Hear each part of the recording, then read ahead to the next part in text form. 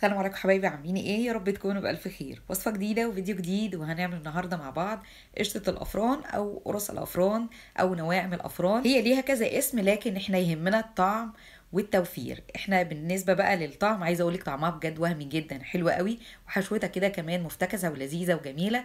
لكن بالنسبة كمان بقى للتوفير، من نص كيلو دقيق عملنا 47 قرصة من اللي انتوا شايفينهم دول. يعني توفير التوفير، وبجد الطعم خطير.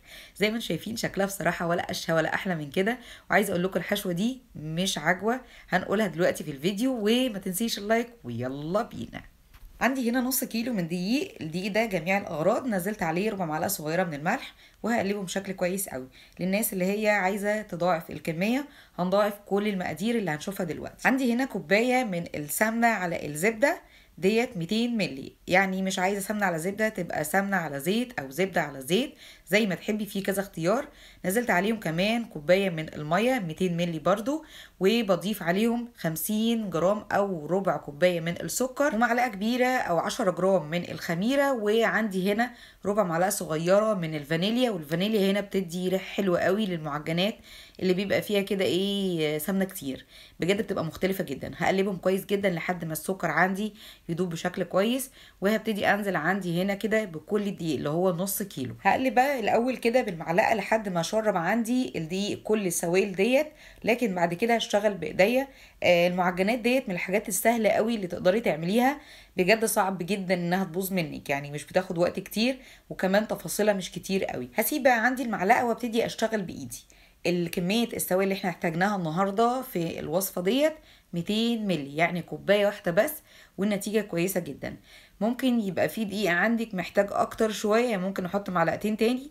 في دقيق يبقى محتاج انك تقللي الماده السائله اللي هي الميه، يعني معلقتين. تمام، ده بيرجع على حسب العجز والزياده، مش كل دي بيبقى امتصاصه واحد للميه. بلم عندي العجينه بالشكل ده، وتتلم عايزه اقولك بكل سهوله خالص، لان فيها نسبه سمنه كتير، فما بتلزقش قوي في قلب البوله. زي ما انت شايفه انا شايلاها كده، والبوله عندي نضيفه خالص.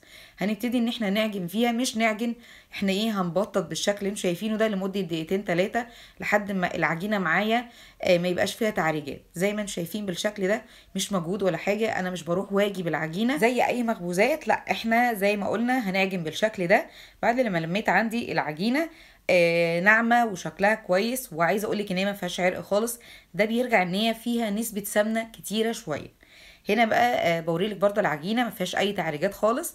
بجيب بقى عندي بوله، وببتدي ان انا احطها فيها لمده بس 5 دقايق، تريح بس العجينه، وبعد كده ارجع اشتغل فيها. القراص دي ما بسيبهاش انها تقعد وقت كتير، يعني مش هسيبها نص ساعه زي ما قلنا، 5 دقايق بس تستريح، ونبتدي ان احنا نشتغل فيها على طول. هنا بعد ما عدى ال5 دقايق، انا دلوقتي هبتدي ان انا اقطعها. لو عندك ميزان، الكل واحدة هتبقى وزنها 20 جرام لغاية 25 جرام، ده كده وزن حلو جدا. لو ما عندكيش هيبقى بالعين كده، وهتقدري توزني ويبقوا كلهم قد بعض. عايزة اقولك العجينة بجد قد ايه لينة وناعمة وطرية، عجينة بصراحة مثالية، وهتاخدي نتيجة حلوة جدا. هنا بقى ببتدي ان انا اوزن كده، وكل واحدة زي ما قلنا هتبقى 20 ل 25 جرام. حبيت انا النهاردة يبقوا كلهم بس 20 جرام. في افران بتبيع القرص ديت بالكيلو، في افران بتبيعها بالواحده، يعني مش كل الافران برضو بتبقى نفس طريقتها واحده. بعد ما قطعتهم كلهم ووزنتهم كلهم، ببتدي ان انا دلوقتي اكورهم او اقرصهم. ده طبعا بنعمله في كل الفيديوهات بتاعه المعجنات. الخطوه دي بنعملها عشان تسهل علينا نقدر نشكل حاجه بكل سهوله خالص. القراص ديت او قشره الافران دي نقدر نحشيها الحشوه بتاعه النهارده اللي هنقول عليها. ممكن نحشيها جبنه اللي هي الاسطنبولي، ممكن نحشيها كمان عجوه. اي حشوه هتعجبك تقدري تحشيها بيها، وبجد النتيجه هتبقى مرضيه في كل الاحوال بصراحه. هي ان كانت حلو او حادق بتبقى طعمها حلو جدا، يعني العجينه نفسها طعمها حلو. ببتدي طبعا اخلص عندي الكميه كلها، وما بتاخدش وقت خالص على فكره. يعني هي الكوره عندي اللي انتوا شايفينها دي صغيره خالص، بتخلص بسرعه جدا. ببتدي بقى بعد ما خلصتهم اجيب عندي صينيه ما بدهناش اي حاجه خالص، برصهم جنب بعض، وهسيبهم كده برضو حوالي 5 دقايق يعني يستريحوا، على اساس لما اجي اشتغل تبقى يعني مستريحه معايا كده، ما تبقاش بتلم. نيجي هنا بقى بالنسبه للحشوه بتاعتنا. عندي هنا معلقتين كبار من الكاكاو الخام، وهزود عليهم هنا كمان معلقه مش كبيره قوي، يعني معلقه ممسوحه من القرفه، و3 معالق كبار من السكر، وكمان هضيف عليهم هنا معلقتين من السمنه السايحه ومعلقتين كبار من الشربات، سواء شربات بسبوسه او شربات كنافه المتوفر عندك. لو مفيش خالص يعني هتبقى معلقه كبيره من عسل النحل. ببتدي ان انا اقلبها، يمكن بتاخد وقت شويه كده في التقليب لان الكاكاو نفسه بياخد وقت على ما بيمتص كده السوائل، بس هي في الاخر هتتكون معاكي عجينه بالشكل ده، مش هتبقى سايله ولا اي حاجه.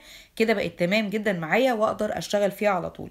بجيب بقى عندي كده كل كوره وما بين ايديا، يعني هي مش كبيره ان انا احطها عندي على الرخامه، هتبقى سهله خالص ما بين ايديكي كده تعملي لها تجويف. وبحط عندي حوالي نص معلقه صغيره بالشكل ده وبحطها وابتدي الم عندي العجينه.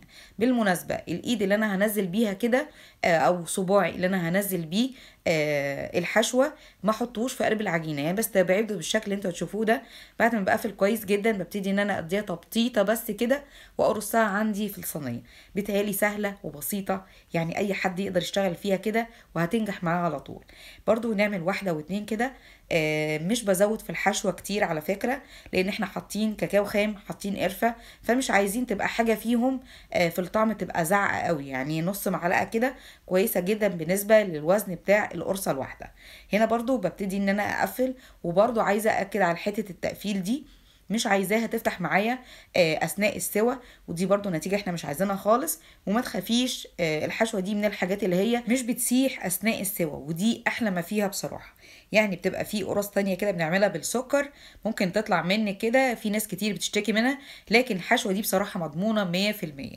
بخلص طبعا عندي الكميه كلها. بالمناسبه الصواني اللي انا برص فيها ما بدهناش اي حاجه خالص، وما تخافيش مش هتلزق في الصينيه ولا اي حاجه. رصيتهم كلهم جنب بعض وبسيب مسافات بسيطه لان هي مش بتزيد كتير من الجنب، هي بتعلى كده لفوق.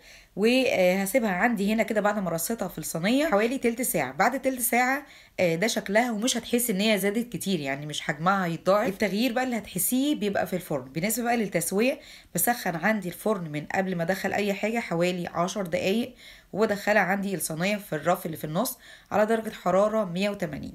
ده كده شكلها في نص التسويه، كانت خدت كده لون كويس. ابتدي اطفي وبعد كده اروح مشغله عندي الشوايه كده على الهادي، على اساس كلهم ياخدوا لون كويس جدا من فوق، وكمان يبقى لون موحد. بتاخد قد ايه؟ بتاخد حوالي من ربع ساعه ل 18 دقيقه.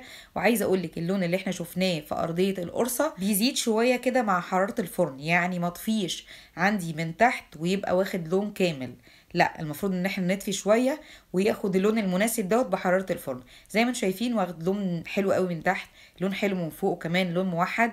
وبجد القرص ريحتها كانت ولا احلى من كده خالص. وبكده يبقى خلص معايا الفيديو النهارده.